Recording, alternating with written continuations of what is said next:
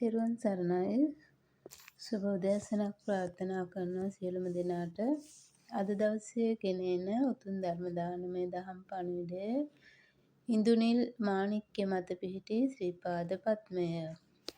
උතුම් ධර්ම දානමය කුසලයේ හේතුවෙන් පින්වත් ඔබ නොදන්නා දේ දැන දැක ගැනීම පිණිස හේතු වේවා.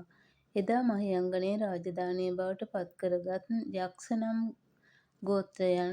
ගෝත්‍රයක් විය. එලෙසම කැලණිය සහ නාගදීපය රාජධානිය බවට පත් කරගත් නාග නම් වූ ගෝත්‍රයක්ද රට මැද කඳුකර පෙදෙස් මුල් කරගෙන දේව නම් ගෝත්‍රයක්ද විසූහ.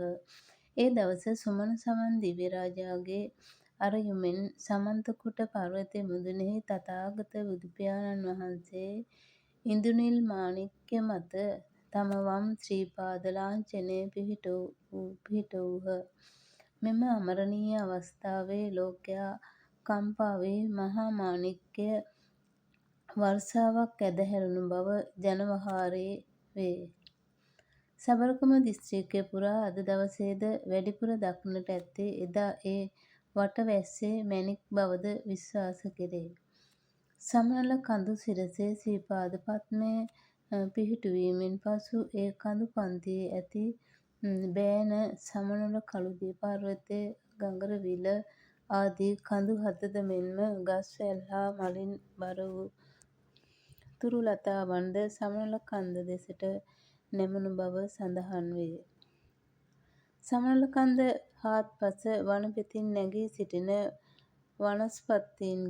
වනස්පතීන්ගේ මුදුන් වලාපටලයෙන් හා මීදුමෙන් වැසී ගිය සියලු පරිවාර කඳු පන්තියද පාද පද්මයට නමස්කාර කරන්නාසේ සමන්ගිර දෙසට නැමී තිබීම ආශ්චර්යවත් අද්භූතජනක දර්ශනයක් යැයිද සඳහන් වේ.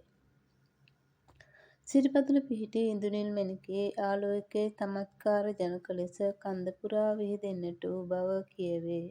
මේ ආලෝකය බුදුරැස් විහිදෙන ආකාරයෙන් නිතර විහිදෙන්නට වීම ශ්‍රී පතුලේ ආරක්ෂාවට බාධාවක් විය හැකි යැයි සිතූ රජවරු වරින් වර කළුගල් යොදා ශ්‍රී පාද පද්මයේ ආරක්ෂාව පිණිස ආවරණය කළහ.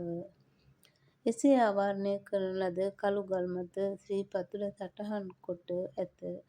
මේ ආකාරයෙන් ශ්‍රී පාද පද්මය ආවරණය කළද බොහෝ කලක් යනතුරු සමනල කන්ද මුදුනේ සිට ශ්‍රී පාද පද්මය නැරඹීමට කුඩා කපොල්ලක් හා සමාන වූ සිදුරක් තිබී ඇත.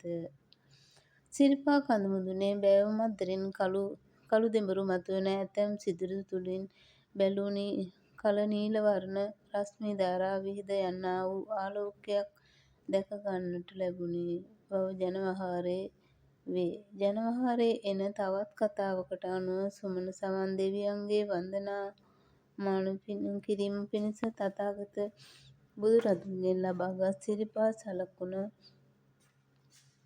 පසු කලයකදී සතුරු උවදුරු වලින් ආරක්ෂා කර තැබීම පිණිස දැවැන්ත කළුගල් කුට්ටියක් වසනු ලබා ඇත. මීට පෙර සම්බුදු පදවි ලද කකුසඳ කොණාගම කාශ්‍යප යන බුදුන් වහන්සේලාද මේ කඳු මුදුනට වැඩම කර ඇති බවද සඳහන් වේ. ඒ අනුව කකුසඳ බුදුරදුන් සමයේ මෙම කන්ද දේවකුට නාමයෙන්ද කාශ්‍යප බුදුන් සමයේ සුබකුට නමින්ද ව්‍යවහාර වී ඇත. සිරිපා කඳු මුදුනේ ශ්‍රී පාද ලාංඡනය පිහිටුවීමෙන් පසු එතැන් සිට ශ්‍රී පාද අඩවිය සුමන සමන් දිව්‍ය රාජාණන්ගේ ආරක්ෂාව යටතේ පැවතිණ.